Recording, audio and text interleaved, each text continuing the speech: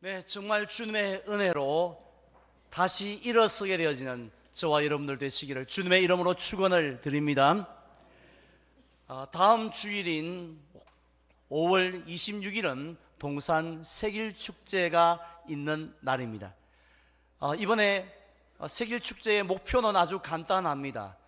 1,000명의 예배자가 우리가 지금 예배를 드리고 있는 이 예루살렘 채플에 모여서 살아계신 하나님께 예배를 하는 것입니다.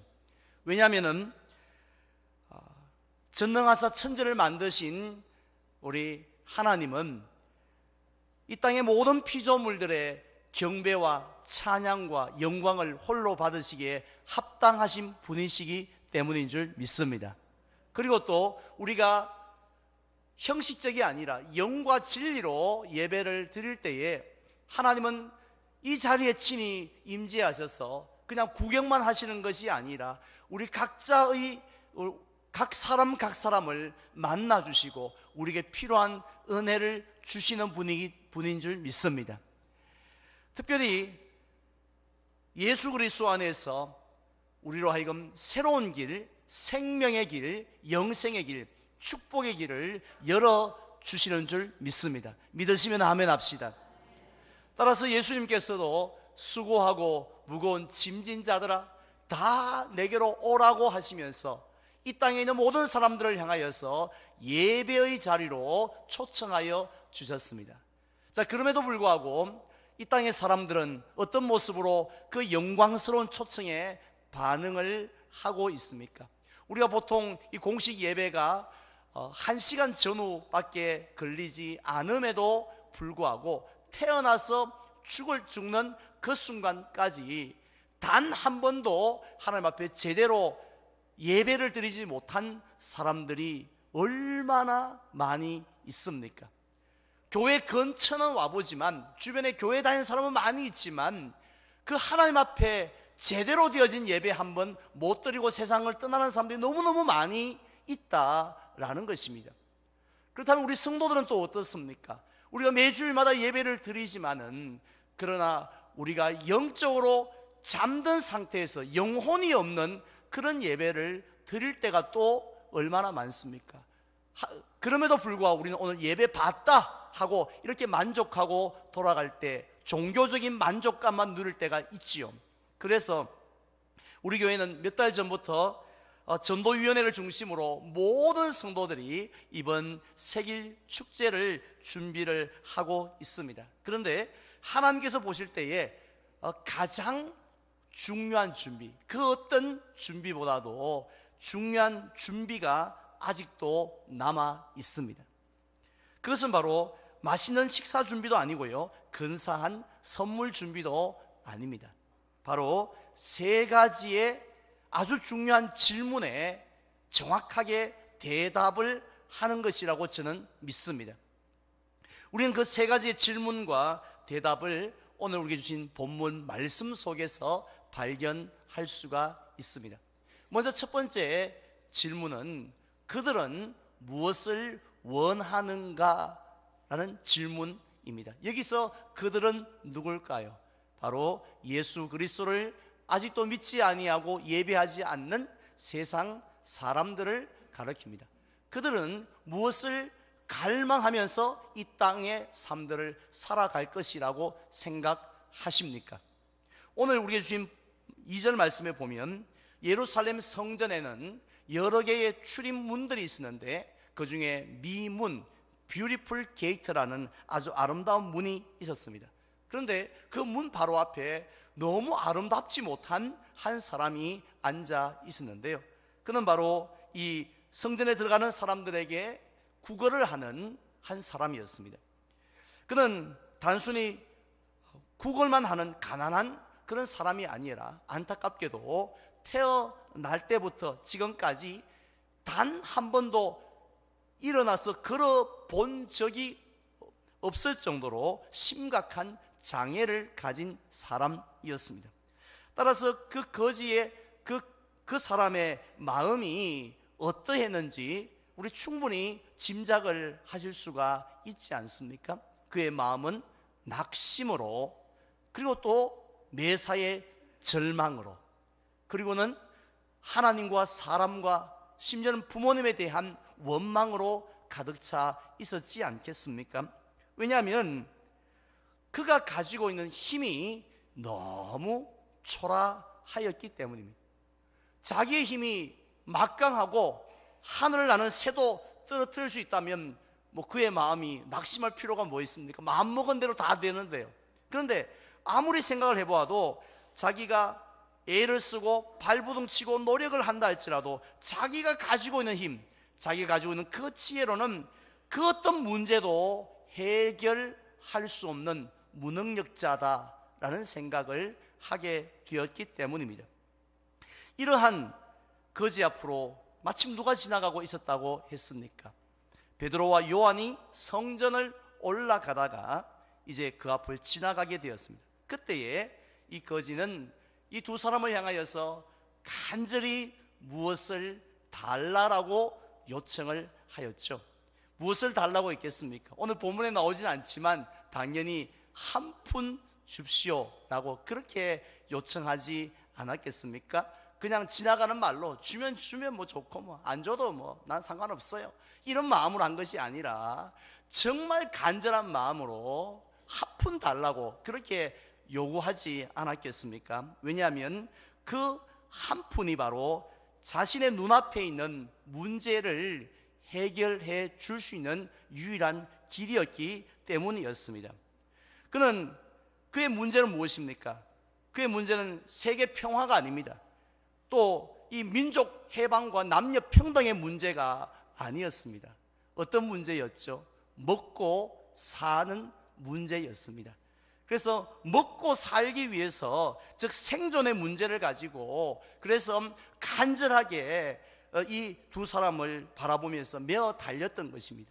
저는 그 모습이 바로 오늘 이 시대를 살아가는 세상 사람들의 모습이 아닌가 생각을 합니다.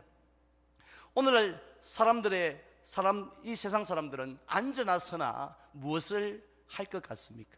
자나깨나 무엇을 할 것 같습니까? 정말 남북 통일과 민주화를 생각하면서 그렇게 시간들을 보내면 얼마나 좋겠습니까마는 모두 다 뭘 하죠? 염려합니다. 근심합니다. 걱정합니다. 무슨 문제로요? 예수님이 말씀하신 것처럼 무엇을 먹을까? 무엇을 마실까? 무엇을 입을까? 이 문제에 매어 달려 있습니다. 형편과 처지는 다 다르지만 이 천석군은 천석군대로, 만석군은 만석군대로, 가난한 사람은 가난한 사람대로 다 무엇을 먹지, 무엇을 마실지 그것을 염려하며 살아갑니다. 이유가 뭔가요? 내가 가지고 있는 힘이 젊을 때는 대단한 줄 알았습니다. 그냥 뭐든지 마음만 먹으면 할 수 있는 줄 알았지만 세월이 지나다 보니 내 한 사람 먹고 살기도 참 벅차다라는 것, 내 한 사람의 먹고 사는 문제 해결하기도 쉽지 않은 세상이라는 것을 느끼기 때문입니다. 그래서 세상 사람들 마음속에는 무엇이 가득 차 있을까요? 이 민수기에 나오는 여호수아와 갈렙처럼 용기와 소망으로 가득 차 있으면 얼마나 좋겠습니까? 그것이 아니라 나머지 10명의 정탐꾼처럼요, 이 낙심과 절망으로 가득 차 있습니다. 그것을 보고 메뚜기 증후군, 메뚜기 신드롬이라고 부르고 있죠. 왜냐하면 내가 아무리 노력하고 아무리 공부하고 아무리 열심히 주야로 일한다 할지라도 내 앞에 있는, 정말 내 바로 눈앞에 있는 이 문제를 해결할 힘이 내게 없다라는 사실을 깨닫기 때문입니다. 그래서 이 세상의 사람들이 무엇을 원하는가? 바로 내 눈앞에 있는 그 먹고 사는 생존의 문제로 인해서 염려하고 고민하고 걱정하며 이 시간들을 보내고 있다라는 것입니다. 자, 그렇다면 다음 두 번째로 우리가 답해야 될 질문이 무엇인가 하면 한번 따라할까요? 우리는 무엇을 줄 수 있는가? 서해안에 가면 대천항이 있습니다. 그 대천항에서 배를 타고 약 1시간 40분쯤 들어가 보면 혹시 들어보셨는지 모르겠습니다만은 고대도라는 조그만 섬이 있습니다. 남해안에는 연대도가 있대요. 그래서 서해안은 고대가 있고 남해안은 연대가 있는데 이 고대도가 있는데요. 그 고대도는 주민이 약 100여 명밖에 되지 않는 아주 작은 섬, 조그만 섬입니다. 심지어는 마을버스나 승용차가 전혀 필요 없을 정도로 그렇게 작은 섬인데, 지난 주간에 제가 전국 목사 장로 기도회를 마치고 그 섬을 방문을 하였습니다. 왜냐하면 지금부터 무려 187년 전이었던 1832년 7월 17일에 서양에서 멀리 온, 항해에서 온 배 한 척이 그 섬, 그 조그만, 우리도 지금 잘 모르고 있는 그 섬에 도착을 하였기 때문입니다. 그 배에 29살의 독일 청년이 한 명 타고 있었습니다. 그의 이름은 칼 퀴츠라프라는 사람이었습니다. 그에겐 별명이 하나 있었는데요, 바로 최초, 우리나라 최초라는 꼬리표가 항상 따라 붙는 사람입니다. 그가 바로 누구냐면은 우리나라 땅을 처음으로 밟은 최초의 개신교 선교사입니다. 그는 약 20여일 동안의 이 고대도에 머물면서 이제 정식으로 이 땅에 입국하기를 요청을 했지만 결국은 이 조정으로부터 거부를 당하게 되어지는데요. 20일 동안 그는 이 고대도에 머물면서 이 땅에 사는 사람들, 특별히 그 섬에 사는 어민들의 문제가 무엇인지를 쉽게 발견할 수 있었습니다. 그것은 첫 번째는 배고픔의 문제였습니다. 예나 지금이나 이 배가 고픈 게 문제, 경제가 문제입니다. 배고픔의 문제였어요. 두 번째는 질병의 문제였습니다. 당시에 약 200년 전에 섬 한가운데, 서해안 한가운데 사는 섬에 사는 어민들의 그 상황이 얼마나 열악하였겠습니까? 하지만 그들은요, 오늘 본문에 나오는 이 거지처럼 스스로의 힘으로, 그들이 가지고 있는 힘으로 이 두 가지의 문제를 해결할 수 있는 사람들이 아니었습니다.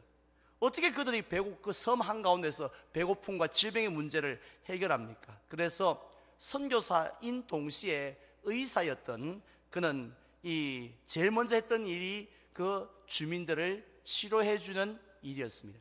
약 60여 명의 환자를 고쳐줬다고 하네요. 그것이 바로 우리나라 최초의 서양 의술 치료였다고 합니다. 그리고 배가 고픈 그들에게는 감자를 주면서요, 이 감자를, 이게 감자인데, 감자라는 건데 이걸 어떻게 심고 어떻게 재배하고 어떻게 먹는지에 대해서 또 가르쳐 주었습니다. 이것이 바로 우리나라에 들어온 최초의 감자가 되는 것입니다. 그런데 그는 병이 들고 배가 고픈 이 땅의 백성들에게 이런 서양 의술도 대단한 선물이고 또 감자도 정말 귀한 이 구황식물이기도 하지만 그보다 더 주고 싶은, 더 전달하고 싶은 선물이 있었습니다. 그것은 바로 예수 그리스도의 십자가의 복음이었습니다. 그는 한문으로 되어진 신구약 66권의 성경을요, 당시의 왕이었던 정조의 아들입니다. 순조 임금님에게 전달을 하였습니다. 그리고 만나는 사람들에게 한문으로 되어진 전도 문서를 주면서 여러분들이 예수를 믿어야 한다라고 했고, 또 이 한문으로 되어진 주기도문을 도움을 받아서 한글로 번역을 한 다음에 또 사람들에게 주면서 이것이 바로 하나님의 아들 예수라는 분이 우리 이 땅에 계실 때 우리에게 가르쳐 주신 기도라고, 이것 가지고 한번 기도라는 것을 한번 해보라고 이야기를 했습니다. 이처럼 그가 독일을 떠나 머나먼 조선 땅까지 와서 이런 예수님의 복음을 전하였던 이유가 무엇일까요? 사람들이 볼 때는 감자 하나 더 주는 게 좋고 또 감기약 하나 더 지어주는 게 훨씬 더 좋을 것 같은, 도움되는 것 같은데 왜 복음을 전하기를 원했을까요? 그것은 바로 예수 그리스도의 복음에는 놀라운 하나님의 능력이 있기 때문인 줄 믿습니다. 물론 그 능력은 단순히 배고픔이나 질병의 문제를 해결해주는 그 정도의 능력이 아닙니다. 어쩌면 그 섬에 살고 있었던 무당도, 그때 당시의 무당도 귀신도 쫓아내고 병도 고쳤는지도 모르겠습니다. 하지만 이 복음의 능력은 어떤 능력입니까? 허물과 죄로 죽었던 우리의 영혼을 살리고 영생하게 하는 그런 생명의 능력이 있는 줄로 믿습니다. 그리고 어떤 슬픔, 어떤 불안, 어떤 상처 가운데 어떤 한을 가졌다 할지라도 그것을 기쁨으로, 평안으로, 소망으로 바꾸는 능력이 복음 안에 있는 줄로 믿습니다. 오늘 우리가 이 시대를 바라보면서 이 민족의 상처, 이것을 누가 치유할 것인가 말들 하지만 무슨 정책이, 무슨 지도자가, 무슨 보상금이 그들을 치유하는 것이 아니라 예수 그리스도의 능력만이 우리의 상처를 치유할 줄로 믿습니다. 그 능력이 복음 안에 있다는 것이죠. 그리고 길이 없는 막다른 곳에 도달했다 할지라도 그곳에서 길을 열어주는, 문제의 답을 얻게 해주는 것이 복음의 능력인 줄 믿습니다. 이러한 복음의 능력을 오늘 본문에 나오는 베드로와 요한도 알고 있었습니다. 그래서 제발 나에게 돈 한 푼 달라고, 먹고 마시는 문제 해결 좀 할 수 있도록 좀 도와달라고 그렇게 움켜진 배를 붙잡고 요청하는 그 그린에게 베드로와 요한은 무엇을 주었습니까? 오늘 6절 말씀인데요, 다 같이 함께 봉독하겠습니다. 베드로가 이르되 은과 금은 내게 없거니와 내게 있는 이것을 내게 주노니 나사렛 예수 그리스도의 이름으로 일어나 걸어라. 아멘.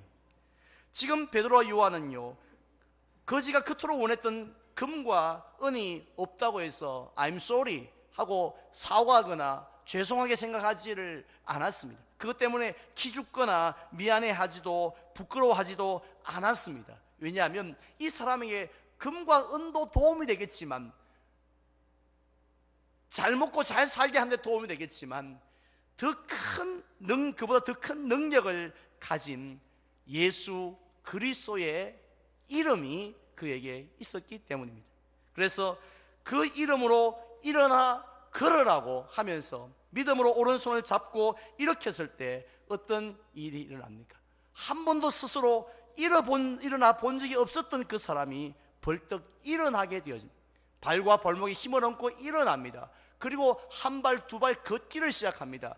걷는 것도 사람들 다 기절하지 않았겠습니까? 어떻게 저 사람이 걸을 수 있느냐고 본인은 더 놀랐을 것 같습니다. 그런데 그는 걸을 뿐 아니라 뛰어서 성전 안으로 들어갑니다. 그리고는 하나님을 찬양하기 시작합니다. 지금까지는 하나님, 내 인생 왜 이 모양 이 꼴로 만들었습니까 하면서 원망했던 그가 이제는 그 하나님의 능력을 경험하고 은혜를 경험하고 하나님을 찬양하게 되어집니다. 먹고 마시는 문제만이 아니라 근본적인 문제가 해결되어졌던 거죠. 상상치 못했던 기적이 일어난 겁니다. 앉아서 구걸했던 초라한 인생이 춤을 추며 하나님을 찬양하는 위대한 인생이 되었습니다. 언제 이처럼 예수 그리스도의 이름 안에는 우리가 상상을 할 수 없는 놀라운 일들이 감추어져 있다는 것을 믿으시기를 바랍니다. 따라서 오늘날 교회가 세상을 향하여 무엇을 주어야 합니까? 아니, 이렇게 가난한 사람이 많은데, 이렇게 이 상처받은 사람이 많은데 교회는 뭐 하고 있느냐고 이렇게들 말들을 많이 합니다만, 물론 교회가 이 땅의 가난한 사람들을 외면해서 안 되죠. 한 적도 없습니다. 그들에게 빵도 주어야 하고 또 그들의 상처도 어루만져 주어야 하고 여러 가지 프로그램도 베풀어야 됩니다. 지역을 위해서 실버스쿨도 더 많이 해야 되고 키즈 카페도 더 많이 해야 됩니다. 그런데 가장 우리가 줄 수 있는, 아니 교회가 주어야 하는 귀한 선물이 있다면 예수 그리스도의 이름인 줄 믿습니다. 우리가 교회에서 빵을 많이 줬다고요, 우리가 무슨 선한 사업을 많이 했다고, 집을 많이 고쳐줬다는 것도 자랑스러운 일이지만, 그러나 우리가 자랑해야 될 일이 있다라면 우리는 예수 그리스도의 이름을, 그 복음을 주었다 하는 것이 우리의 참된 자랑이 되어야 할 줄 믿습니다. 다음 주일에 우리가 이 자리에 1000명의 예배자가 모여서 예배할 때요, 그때에 우리는 예배 순서를 바꾸지 않으려고 합니다. 그냥 처음 오신 분들이, 교회 처음 오신 분들이 너무 많으니까 사도신경 빼고 설교도 간단하게 하고 또 교동문 빼고 또 대표기도도 짧게 하고 뭐 이렇게 해서 그냥 약식으로 흉내를 내려고 하지를 않습니다. 똑같이 보혈을 지나 하나님 품으로 찬송하면서 예배를 시작할 겁니다. 똑같이 신앙 고백을 하고 교동문을 읽고 기도하고 설교를 할 것입니다. 이유가 무엇입니까? 바로 우리가 예수님의 이름으로 기도하고 찬양하게 되어질 때에 하나님이 우리의 그 모든 순서들을 통해서 역사하시기 때문인 줄 믿습니다. 그냥 유명한, 다음 주에 누가 유명한 강사가 오나요? 연예인이 오나요? 무슨 스타가 옵니까? 근데 아니요, 아무도 오지 않습니다. 하지만은 하나님은 분명히 저는 믿습니다.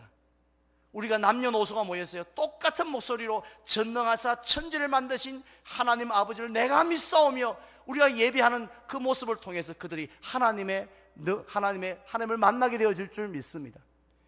그래서 저는 찬양대와 모든 순서들을 통해서 바로 예수의 이름을 우리가 증거할 때에 분명히 하나님께서는 그들에게 필요한 은혜, 그들에게 필요한 기적들을 상상치도 못했던 일들을 베풀어 주실 줄 믿습니다.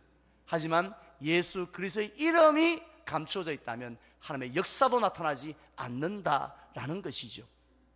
마지막 세 번째로 우리가 대답해야 될 질문이 있습니다. 그것은 우리는 무엇을 해야 하는가입니다. 오늘 본문 10절에 보면 모든 백성들이 심히 놀랐다고 했습니다. 세상에 이런 일이, 어떻게 이런 일이 가능하냐, 깜짝 놀랐습니다. 그뿐이 아니었습니다. 4장 4절에 보면 베드로가 그 모인 사람들에게 설교를 했는데 그 설교로 믿게 된 자가 남자만 해도 5,000명이 되었다고 했습니다. 결국 베드로와 요한이 그들의 한마디 때문에, 나사렛 예수 그리스도의 이름으로 라는 이 한마디 때문에 이렇게 놀라운 열매가 맺히게 된 거죠. 그런데 오늘날 저와 여러분들의 문제가 무엇인지 아십니까? 우리들 중에 예수 그리스도의 이름보다 더 귀한 선물이 없다는 것을 모르는 사람은 아무도 없습니다. 주 예수보다 더 귀한 것은 없네, 다 고백하고 있잖아요. 그리고 또 예수님의 이름이 선포되어지는 곳마다 하나님의 놀라운 기적들이 나타날 거라는 것도 다 알고 있습니다. 그 예수님은 그냥 뒷짐지고 우리를 구경하신 것이 아니라 그 이름이 선포될 때마다 각 사람의 형편과 처지에 따라서 하나님께서 놀라운 은혜를 주실 것 다 믿고 있습니다. 그런데 문제는 뭐냐면 그 예수님의 이름을 전하기가 쉽지 않다는 거죠. 베드로와 요한은 담대하게 전했는데 우리는 입이 잘 떨어지지 않아요. 목사님 저도 마찬가지입니다. 입이 잘 떨어지지 않습니다. 왜 그럴까요? 베드로와 요한은 어떻게 해서 그렇게 담대하게 전할 수 있었겠습니까? 우리는 그 비결을 1절에서 발견할 수 있습니다. 1절에 보면요, 제9시 즉 오후 3시 아닙니까? 그때 베드로와 요한이 성전에 무엇을 하러 올라갔다고 했나요? 기도하러 올라갔다고 했습니다. 우리는 흔히 기도에 왜 기도하냐? 왜 눈 감고 손 모고 기도하냐? 이렇게 물으면 우리는 간단하게 생각합니다. 소원성취. 소원성취 때문에 기도한다고 생각하죠. 그래서 가정에요, 어려운 문제가 생기면 정말 간절히 주야라고 기도합니다. 그런데 가정에 문제가 별로 심각한 문제가 없으면 그렇게 간절히 기도하지 않습니다. 기도하더라도요, 눈만 감고 있지 엉뚱한 생각을 하는, 엉뚱한, 내 생각은 딴 데가 있다는 거죠. 왜냐하면 기도는 소원 성취라고 생각하기 때문입니다. 그런데 물론 하나님께서는 우리의 기도를 통해서 소원도 들어주시기 하시지만은 진짜 기도의 궁극적인 목적은 하나님과의 만남이에요. 하나님과의 소통이라는 것입니다. 따라서 우리가 기도를 제대로 하면 할수록 하나님과 가까워집니다. 하나님과의 만남을 통해서 하나님의 뜻을 알게 되어지고 하나님의 사람으로 우리가 변화되어진다는 겁니다. 베드로와 요한이 그랬다는 겁니다. 다니엘도 그렇지 않습니까? 사자굴 앞에서도 흔들리지 않았던 것, 왕의 진수성찬 앞에서도 흔들리지 않았던 것은 그가 뭐 하는 사람이었다고요? 기도하는 사람이었으니까 하나님의 뜻에 따라 움직였던 거지요. 하나님의 마음을 알았다는 겁니다. 제가 이번에 고대도에 갔을 때요, 섬 한가운데 인상적이게도 지금 이 선착장으로 배가 들어가는데 그 섬에 있는 조그만 그 산 위에 거대한 십자가가 서 있는 것을 보았습니다. 그 십자가가 고대도에만 서 있나요? 오늘날 전국 방방곡곡에 십자가가 없는 곳이 어디 있겠습니까? 하지만 187년 전에 그때 상황은 어땠겠습니까? 성경 하나 제대로 전달할 수 없는, 복음 한번 전달할 수 없는 그런 상황 속에 있었지만 그 땅에도 이거 안 된다, 이 땅은 안 돼, 조선은 안 된다 하고 포기하는 것이 아니라 앞으로 이 땅에 이루어질 놀라운 역사를, 열매를 바라보면서 믿음으로 그곳에 씨를 뿌렸던, 감자를 심듯이 복음의 씨를 뿌렸던 그 칼 쥐츠라프 선교사도 결국은 왜 그런 일이 가능했나요? 기도의 사람이었기 때문입니다. 따라서 우리는 다음 주일에 기쁨의 단을 거두기를 다 원하고 있습니다. 놀라운 일들이 일어나기를 원하고 있습니다. 그렇다면 우리는 무엇을 해야 한다고요? 기도해야 합니다. 우리가 기도할 때 하나님이 우리의 예배를 사용하실 줄로 믿습니다. 우리는 전도를 위해서 아무것도 한 거 없지만 그냥 영과 진리로 예배할 때에 우리의 기도를 통해서, 그 예배하는 것을 통해서 하나님이 살아계심을 나타낸다는 것입니다. 또 우리가 기도할 때에 이 세상을 향한 우리의 마음이 열려질 줄 믿습니다. 이제 저는 말씀을 맺으려고 합니다.